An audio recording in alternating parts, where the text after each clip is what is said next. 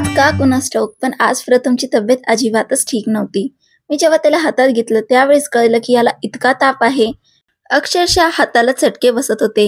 म्हटलं रात्री झोपताना तर ठीक होतं, पण आता काय झाले? म्हटलं जाऊ द्या. त्याला थोडा वेळ जवळ घेतलं, त्याला लाड केला. माझ्याकडे तसे औषधी असतातच, तसंही माझ्याकडं पॅरासिटामॉलचं सिरप होतं. म्हटलं चला प्रिकॉशन म्हणून स्टार्टिंगला ते देऊन टाकावं, जेणेकरून ताप अगदी डोक्यापर्यंत नको चढायला.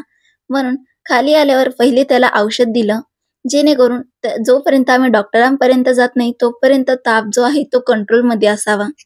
सुदैवानं प्रथम जास्त असे नाटक करत नाही औषध घेण्यासाठी. इझिली तो घेऊन टाकतो, म्हणून मला थोडंसं आराम बसतो इतक्या गोष्टीत. एक आई झाल्यानंतर कळालं की मुलांचं जेव्हा दुखतं तेव्हा आईचं मन किती दुःखात असतं ते. आणि मेन म्हणजे आपण तर ऑलरेडी दुःखात असतोच, पण त्यानंतर सोसायटी ती तर खूप जास्त आपल्याला टॉन्ट मारायला कमी नाही करत. माझ्या बाबतीत तर हा अनुभव मला खूप जास्त आलाय. तू असं करते म्हणून त्याचं वजन वाढत नाही, तू असं करते म्हणून त्याची तब्येत ठीक राहत नाही, तू असं करते म्हणून तू असा करतो, असं असं असं. कधी कधी हे जे जज करणं आहे ना, हे मला खूप जास्त डिप्रेशनमध्ये नेतं, पण मी जास्त मनावर काही घेत नाही, कारण की मी माझ्या प्रतीने त्याच्यासाठी खूप काही करते. म्हणून जाऊ द्या. थोडंसं त्याला औषधी दिली, त्याला खायला दिलं. आणि दुसरं म्हणजे आज सासूबाईंना गावी जायचं होतं, पण त्याची तब्येत काही बरी नव्हती, म्हणून त्या आज काही गेल्या नाही. त्यांच्यासोबत तो खेळत बसला. त्यानंतर मी माझी कामांना सुरुवात केली. तसं आज सॅटर्डे होता, सुट्टीचा दिवस होता, त्यामुळे मी उशिरा उठले होते. तर हे सर्व कामं उशिराच सुरू झाली. उशिरा ब्रश करणं, त्याच्यानंतरचं मॉर्निंग रुटीन.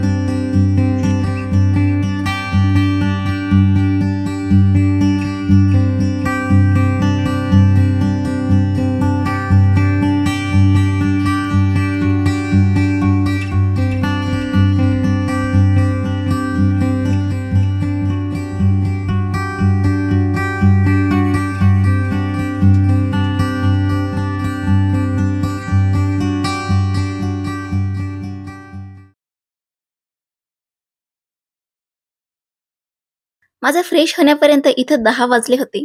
त्यानंतर आता किचनची ड्युटी सुरू झाली. तसं आज जेवणामध्ये मी इडली बनवणार होते, पण त्यासोबत मी आता काय बनवू हा प्रश्न पडला होता. कारण की सांबार बनवायला थोडा वेळ लागेल. मग म्हटलं मस्तपैकी 2 प्रकारच्या चटण्या बनवूयात. पण ज्यावेळेस फ्रीज उघडून बघितलं ना, त्यावेळेस मला इतके जास्त टमाटे दिसले आणि ते अगदी खराब होण्याच्या स्थितीवर होते. ते झालतं काय माहिती का? लास्ट टाईम बाजारातनं जेव्हा मी आलते, त्यावेळेस टमाटे मी 2 ते 3 किलो घेऊन आलते. मला भीती होती की नेक्स्ट टाईम मला आता पावसामुळे असं होतंय की नेक्स्ट टाईम हे मिळेल का नाही? म्हणून मी 2-3 किलो असे एक्स्ट्रा घेऊन आलते. त्यातलं थोडेसे खराब व्हायला लागले होते. म्हटलं चला आज टोमॅटो रसम बनवूयात. टमाटे खराब होण्याच्या आधी त्यांचा काहीतरी वापर तर करायचाच होता. त्यामुळे टोमॅटो रसम बनवण्याची मी प्रिपरेशन इथे चालू केली. सोबतच इथे चिंच भिजवायला ठेवली, कारण की याला थोडासा टाईम लागू शकतो म्हणजे लागतोच, म्हणून ही आधी प्रिपरेशन करायला सुरुवात घेतली. आता मी टमाटे इथे चेक करायला घेतले आणि सोबतच सासूबाईंची देखील इथं कामं चालू होती. त्या देखील इथे देवपूजा वगैरे करून त्यांचं काम करत होत्या आणि प्रथमही त्याचा खेळत होता.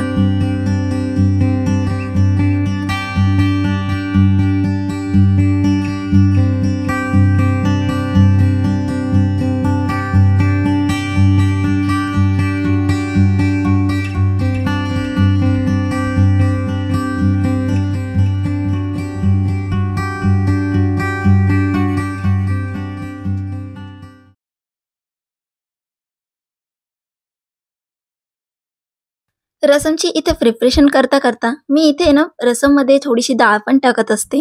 तर तीच इथे तयारी करत होते. आता तुम्ही म्हणाल ही डाळ खूप अशी डल दिसते, कारण की ही होममेड डाळ आहे. माझ्या माहेरवरून आली होती आणि ही अनपॉलिश डाळ आहे, त्यामुळे ती थोडीशी डल दिसणारच. आणि दुसरं महत्त्वाचं म्हणजे मी ना अगदी मेजरमेंट घेऊनच स्वयंपाक करत असते, जेणेकरून अगदी वेस्टेज असं जायला नको. माझं आहे ना अगदी माप ठरलेलं असतं. मला 2 कपचं पीठ मळायचंय, मला इतकी डाळ शिजवायला टाकायची, मला इतकी भाजी करायची. शक्यतो माझ्याकडून जास्त वेस्टेज असं जात नाही.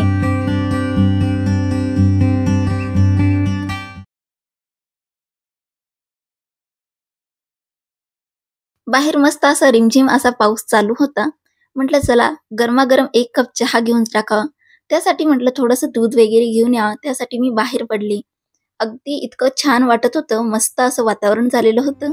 असं नॉर्मल पाऊस असला की खूप छान वाटतं, पण जास्तीचा पाऊस असला ना भीती वाटते पावसांची.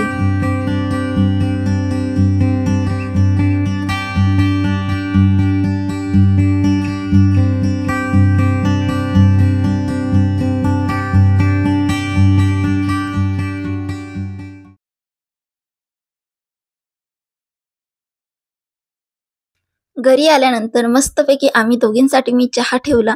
आमचं कसं आहे माहिती का, माझ्या सासूबाईंना अद्रकवाला चहा आवडत नाही आणि मला अद्रकशिवाय चहा जात नाही.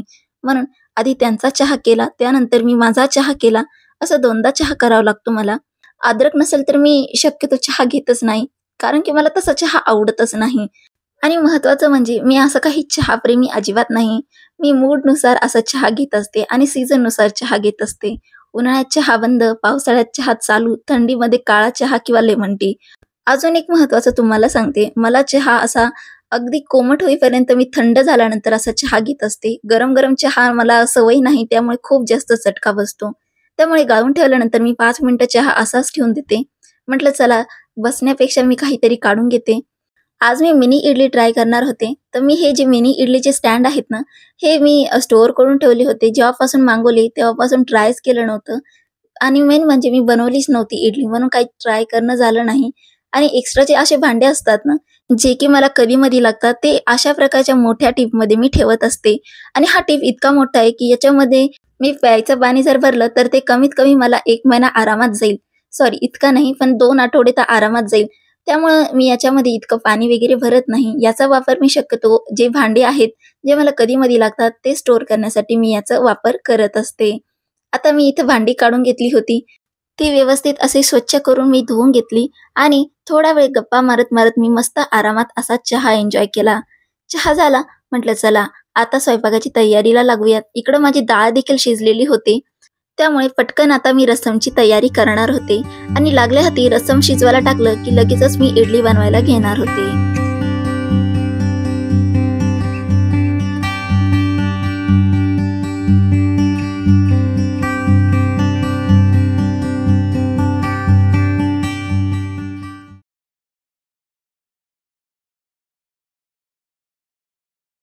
रस्सा मी इथे बनवायला टाकलेला आहे आणि इकडे जे बॅटर आहे ना, हे मी थोडंसं एक्स्ट्रा बनवत असते. कारण की मला साउथ इंडियन जे असतं ना, ते खूप जास्त आवडतं आणि हे मी 2 दिवसासाठी पुरेल इतपत करते आणि जे एक्स्ट्रा आहे ते मी फ्रिजमध्ये स्टोअर करून ठेवत असते. आता हा मिनी इडली आपण ट्राय करूयात. हे मिनी इडलीला मी पहिले तेलाने ग्रीस केलं आणि यामध्ये आता थोडं-थोडं असं बॅटर मी फिल करायला लागले. आणि खरं सांगते, मला सगळ्यांसाठी ही बनवायची होती. पण हे फील करताना मला आहे ना, डायरेक्ट माझी ना आजी, नानी सगळेच आठवले. खरं सांगते, याला इतकं पेशन्सचं काम आहे. पण महत्त्वाचं म्हणजे तुम्हाला हे पण सांगते, की हे जितकं टाकायला आपल्याला वेळ लागतो ना, तितक्यापेक्षा कमी आपल्याला हे शिजवायला वेळ लागतो. अगदी 2 ते 3 मिनिटामध्ये ह्या इडली मस्त अशा स्टीम होऊन जातात. अक्षरशः मी इतके कंटाळले होते ना, याला बॅटर याच्यामध्ये फिल करताना. पण रिझल्ट मात्र इतका भारी होता ना, खूपच मस्त. इथं मस्त अगदी 2 ते 3 मिनिटांमध्ये या मिनी इडली तयार झालेल्या होत्या. खूप सॉफ्ट अशा झालेल्या होत्या. दिसायला इतक्या क्यूट होत्या ना. मी सगळ्यांसाठी बनवणार होते, पण जाऊ दे म्हटलं मला आता कंटाळा येतोय.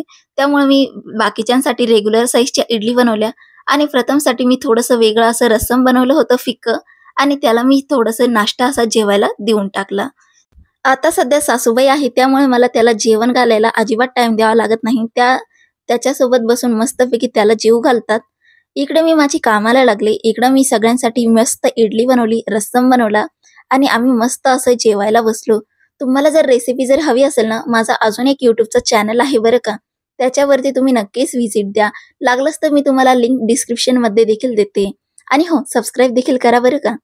आता जेवण वगैरे आवरेपर्यंत 12:30 झालेले होते. त्यामुळं आता जेवायचा काही टाईम नव्हता. त्यामुळं बाकीचे सगळे कामाला मी सुरुवात केली.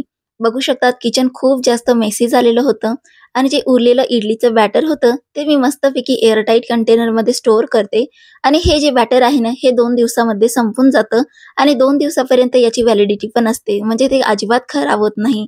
लेफ्ट ओव्हर मी काढून घेतलं. त्याच्यानंतर किचन ओटा वगैरे क्लीन केला. आणि आता बारी होती सगळ्यात कंटाळवाणी कामाची, ती म्हणजे भांडे घासायची. मला शक्यतो मी इडली आवडत नाही, पण मी डोसा वगैरे खूप आवडीने खाते. पण घरातले काही आहे, त्यांना इडली आवडते, डोसा आवडत नाही. त्यामुळे मला इडली बनवावी लागते. आणि कसं आहे ना, एखाद्या वेळेस आहे ना, फर्मेंटेड फूड खाणं खूप चांगलं असतं. त्यामुळे आठवड्यातनं 2 आठवड्यातनं मी एकदा तरी इडली बनवत असते किंवा त्याच्यापासून वेगवेगळे जे पदार्थ बनतात, ते तरी मी इथे बनवत असते. इथे मी सगळी भांडे घासून घेतली, किचन व्यवस्थित मस्त असं चकाचक करून घेतलं आणि हा जो क्षण असतो ना, हा खरंच आनंददायी क्षण असतो. प्रत्येक गृहिणीचा हा एकदम आनंदाचा क्षण आहे, असं मी समजू शकते बरं का. कारण की याच्यानंतर खूप जास्त असं रिलॅक्स वाटतं आज आहे ना माझं एक पार्सल आलेलं होतं. हे जे मी ऑर्डर केलंय ना, हे मला खूप दिवसापासून घ्यायचं होतं. कारण की माझा जो बेसिनचा एरिया आहे ना, तो खूप जास्त असा मेसी दिसायचा. तिथले जे एक्स्ट्राचे प्रॉडक्ट होते, ते मला दुसरीकडे कुठेतरी शिफ्ट करायचे होते. म्हटलं चला, त्यासाठी हे ऑर्डर केलं आणि ते आलं देखील होतं. याला मी थोडं साईडला असं लावून घेतलं, कारण की मला आहे ना, बेसिनचा जो एरिया आहे, तो अजिबातच असा मेसी नको होता. म्हणून मी दुसऱ्या भिंतीला हे लावून घेतलं.